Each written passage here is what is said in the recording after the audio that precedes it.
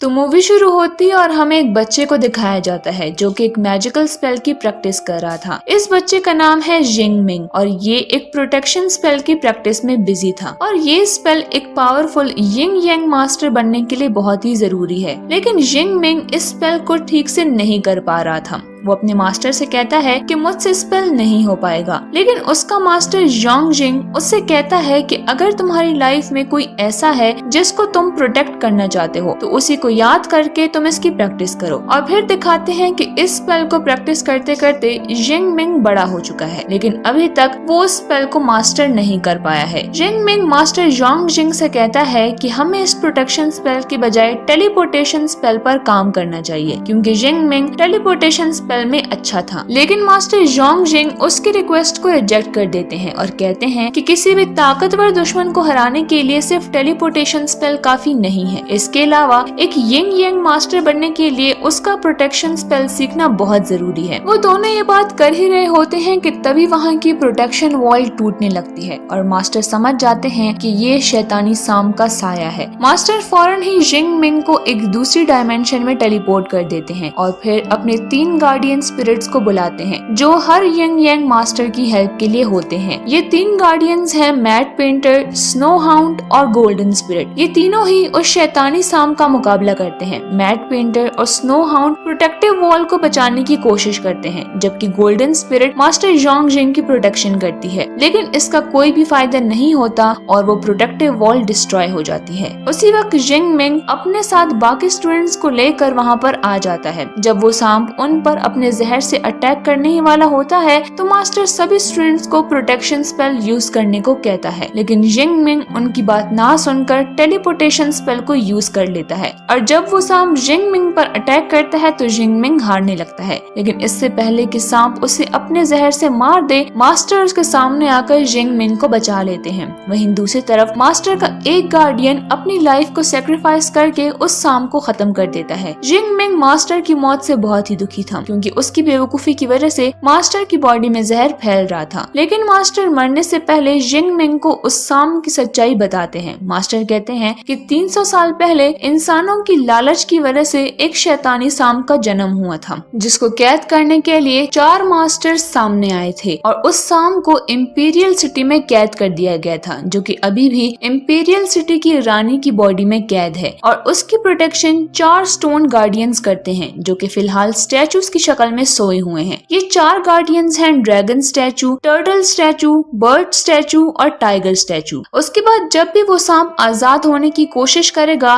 तब 4 मास्टर्स को imperial city जाकर उन 4 स्टोन गार्डियंस को जगाना होगा। दूसरी तरफ इंपीरियल सिटी में हमें क्वीन को दिखाया जाता है, जो कि उस शैतानी सांप के वापस आने की खबर से परेशान थी। इसके बाद हम देखते हैं कि जिंग मिंग इंपीरियल सिटी में आ चुका है। जिंग मिंग देखता है कि सिटी के गेट पर कोई आदमी खड़ा बांसुरी बजा रहा है। असल में ये एक मास्टर है और इसका नाम है बूया। तभी वहाँ उन्हें एक और धुन सुनाई देती है और वो दोनों उसका पीछा करते हैं और वो देखते हैं कि वो धुन एक डीमन यानी कि एक शैतान बजा रहा है। बूया उसे पूछते हैं कि तुम्हारी हिम्मत कैसी हुई इस बांसुरी को चुराने की, ये हमारे राजा की बांसुरी है। वो डीमन कहता है कि जब मेरी प्रेमिका जिंदा थी तो वो महल में गाना गाती थी और वो अक्सर इसी धुन को बजाती थी, मुझे बस उसकी याद में ये धुन सुननी थी। बूया को शैतानों से नफरत थी, इसीलिए वो उस डीमन को मारने ही वाला होता है, लेकिन जिंग मिंग उसे बचा लेता है। जिंग मिंग कहता है कि ये एक डीमन जरूर है, लेकिन इसकी गलती इतनी भी बड़ी नहीं है कि तुम उसे जान से मार दो। बूया कहता है कि ये एक शैतान है और एक शैतान को प्यार के बारे में क्या पता। तो जिंग मिंग कहता है कि क्यों नहीं, एक शैतान को भी प्यार की समझ हो सकती है। लेकिन बूया उसकी बात नहीं सुनता और उन दोनों में ही लड़ाई हो जाती है, जिसमें जिंग मिंग बूया को हरा देता है और बूया वहाँ से चला जाता है। असल में उस सांप से लड़ने के लिए बूया को भी इंपीरियल सिटी में बुलाया गया था, क्योंकि वो भी उन 4 मास्टर्स में से एक था। लेकिन ये दोनों एक दूसरे को पहचान नहीं पाते। खैर बूया के वहाँ से जाते ही वो डीमन जिंग मिंग के पास आता है और उससे कहता है कि मास्टर मुझे अपना गुलाम बना ले। तो जिंग मिंग उससे अपना गार्डियन स्पिरिट बना लेता है और उसका नाम रखता है किलिंग स्टोन। सीन शिफ्ट होता है क्वीन के महल पर, जहाँ पर 3 मास्टर्स जमा होते हैं, मास्टर जिंग मिंग, मास्टर बूया और मास्टर जेंग पिंग। लेकिन 4th मास्टर होंगडू अभी तक वहाँ पर नहीं पहुँचा होता और यहीं पर बुया और जिंग मिंग को पता चलता है कि वो दोनों मास्टर्स हैं। तभी वहीं पर जिंग मिंग की मुलाकात महल के प्रीस्ट शॉ यू से भी होती है, जो कि रानी का बॉडीगार्ड भी है। शॉ यू उन सबको बताते हैं कि गार्डियन स्टोन को जगाने के लिए रिचुअल कल परफॉर्म किया जाएगा, इसीलिए आज वो सब आराम करने के लिए जल्दी सो जाएं। जिंग मिंग यहाँ पर ये बात नोटिस करता है कि शॉ यू की शक्ल काफी हद तक उसके मास्टर जोंग जिंग से मिलती है। अब अगले दिन रिचुअल शुरू करने से पहले वहाँ पर प्रिंसेस यांग पिंग की एंट्री होती है, लेकिन वहाँ उन्हें ये खबर मिलती है कि फोर्थ मास्टर होंगडू को सफर के दौरान ही किसी ने मार दिया है, जिसके बाद वो इस बारे में डिस्कस करने के लिए रानी के पास जाते हैं। अब यहाँ रानी पर्दे में रहने दो वाला कैरेक्टर है, जो कि पर्दे के पीछे से ऑर्डर देती है। रानी इस खबर से काफी डिसअपॉइंटेड थी कि इतने जरूरी रिचुअल से पहले एक मास्टर को मारने की जरूरत किसने की, जिसके बाद रानी रिचुअल के सारे इंतजामात प्रिंसेस यांग पिंग को सौंप देती है, जो कि मास्टर लॉन्ग यी को मास्टर होंगडू की डेथ को इन्वेस्टिगेट करने का हुक्म देती है। इसके अलावा वो शॉ यू को फोर्थ मास्टर बन के रिचुअल पूरा करने को कहती है। अब चारों मास्टर्स रिचुअल को स्टार्ट कर देते हैं, लेकिन इस रिचुअल के दौरान ही प्रिंसेस पर कोई डीमन अटैक करता है और जिंग पिंग उसे बचा लेता है, जबकि बुया उस डीमन की स्पिरिट से रिचुअल को पूरा कर देता है और अब चारों गार्ड स्टोन जागने के लिए तैयार थे। अब आधी रात को आसमान का रंग अजीब होकर मौसम बदलने लगता है और जिंग मिंग और बुया समझ जाते हैं कि उन पर फिर से किसी डीमन ने अटैक किया है, तो वो फौरन से ही प्रिंसेस के रूम में भागते हैं, जहां वो देखते हैं कि शॉ यू मास्टर लॉन्ग यी से लड़ रहा होता है, क्योंकि शॉ यू का कहना था कि मास्टर लॉन्ग यी क्वीन को मारना चाहती है, जबकि लॉन्ग यी इस बात से इनकार कर देती है। जिसके बाद उन चारों में ही फाइट शुरू हो जाती है और एंड में लॉन्ग यी हेयर डीमन के हाथों मारी जाती है। लॉन्ग यी मरने से पहले जिंग मिंग को रानी के बारे में कुछ बताती है, लेकिन जिंग मिंग ठीक से कुछ समझ नहीं पाता। अब अगले दिन बुया और जिंग मिंग मिलते हैं और बुया कहता है कि उसे शॉ यू पर शक है, जबकि जिंग मिंग कहता है कि उसे रानी पर शक है। तो वो दोनों ही एक दूसरे के अगेंस्ट होकर अपनी अपनी इन्वेस्टिगेशन शुरू कर देते हैं। उधर जिंग मिंग जब अपने रूम में जाता है तो वो देखता है कि प्रिंसेस फोंगिया, जो कि एक तलवार है, उसे चुराने की कोशिश कर रही थी। असल में ये वो तलवार है जो कि मास्टर जोंग जिंग ने जिंग मिंग को दी थी और इस तलवार से उस शाम को मारा जा सकता था। जिंग मिंग प्रिंसेस से इसकी वजह पूछता है, लेकिन इससे पहले कि वो कुछ बता पाए, हेयर डीमन वहाँ आकर प्रिंसेस पर हमला कर देती है। हेयर डीमन जिंग मिंग को बताती है कि वो 60 सालों से इस दिन का इंतजार कर रही थी और उससे जिंग मिंग को रानी की एक तस्वीर भी मिलती है, जो कि बिल्कुल प्रिंसेस की तरह ही दिखती थी और इससे जिंग मिंग सारी बात समझ जाता है। वो फौरन से बुया के पास जाता है, जो कि शॉ यू से इन्वेस्टिगेट करने के लिए गया था। जिंग मिंग देखता है कि बुया जमीन पर बेहोश पड़ा हुआ है। जिंग मिंग उसे बचाता है और शॉ यू वहाँ से भाग जाता है।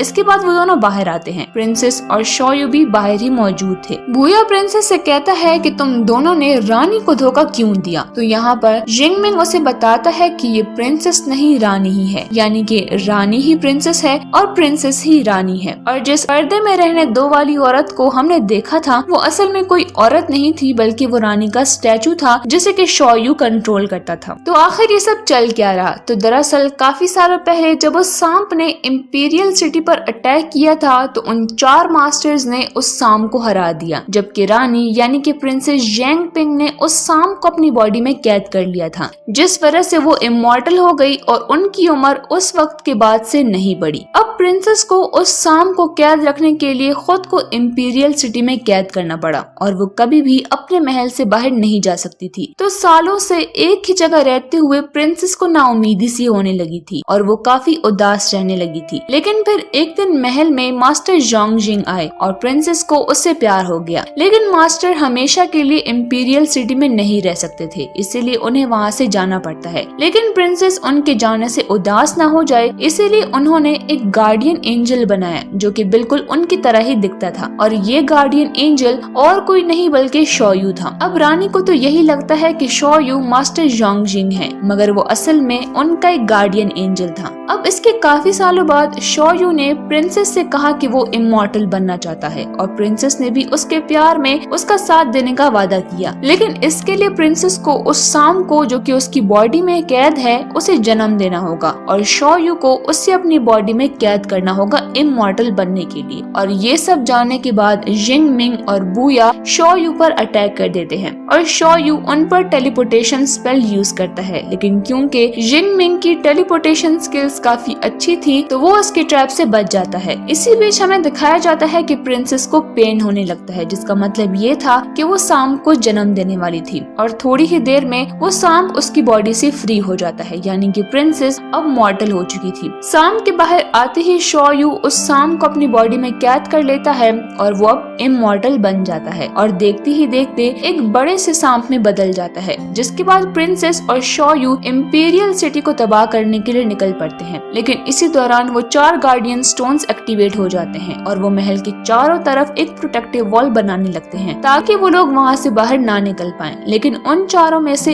एक गार्डियन स्टैचू एक्टिवेट नहीं हो पाया था, जो कि एक बर्ड स्टैचू था और उस गार्डियन का नाम था क्रिम्सन बर्ड, जो कि जाग नहीं पाया था क्योंकि रिचुअल के दौरान शॉ यू ने जानबूझकर उसे नहीं जगाया था। इसके बाद जिंग मिंग अपने 3 गार्डियन स्पिरिट्स को अपनी हेल्प के लिए बुलाता है, जो थे किलिंग स्टोन, मैट पेंटर और स्नो हाउंड। मैट पेंटर जिंग मिंग को प्रोटेक्ट करने के लिए एक प्रोटेक्टिव वॉल क्रिएट करती है, जबकि स्नो हाउंड और किलिंग स्टोन उस सांप को मारने की कोशिश करते हैं। और यहाँ हम काफी जबरदस्त एक्शन सीन्स भी देख पाते हैं। जब सिचुएशन आउट ऑफ कंट्रोल होने लगती है तो शॉ यू लड़ने के लिए सामने आता है और वो गार्डियन एंजल्स को हरा देता है। बूया को इस बात का डर था कि कहीं वो सांप महल से बाहर ना निकल जाए, इसीलिए वो बर्ड स्टैचू के पास जाता है और क्रिम्सन बर्ड को अपनी बॉडी से जगाने की कोशिश करता है। इस तरह से वो प्रोटेक्टिव वॉल कंप्लीट हो जाती है और बूया उस स्टैचू को तोड़कर बाहर आ जाता है और अब वो ही क्रिम्सन बर्ड बन चुका था। जिसके बाद वो शॉ यू से लड़ने जाता है